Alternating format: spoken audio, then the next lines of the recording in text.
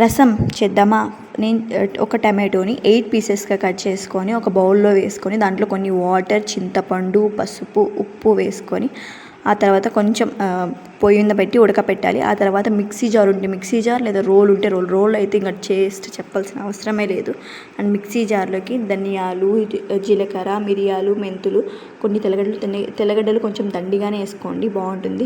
ఇక్కడ నేను చూపించినట్టు మొత్తం గుజ్జంతా తీసేసి ఓన్లీ జ్యూస్ మాత్రం పెట్టి తర్వాత కడాయి పెట్టుకొని కడాయిలో ఆయిల్ వేసి ఆవాలు, జీలకర్ర, కరివేపాకు, ఎండుమిర్చి, మీ స్పైసీకి తగ్గట్టు ఎండుమిర్చి వేసుకొని కొంచెం బాగా వేగిన తర్వాత ఇంతకుముందు మనం మిక్సీ జార్లో రసం పొడి చేసి పెట్టుకున్నాం కదా, అది ఇందులో వేసి కొంచెం మనకి ఒక అరోమా వస్తుందండి. అది వేగుతుంటే ఆ అరోమా వచ్చేంత వరకు బాగా వేయించేసి అండ్ మనం ఇంతకుముందు తీసుకున్న రసం అది ఇందులో వేసేసి కొంచెం కొత్తిమీర వేసేసి ఒక బాయిలింగ్ వచ్చేంత వరకు దీన్ని బ్యాలెన్స్ మీట్ చేయాలంటే కొంచెం చికెన్ అండ్ వెజిటేబుల్స్ యాడ్ చేసుకుంటే బ్యాలెన్స్ మీట్ అవుతుంది.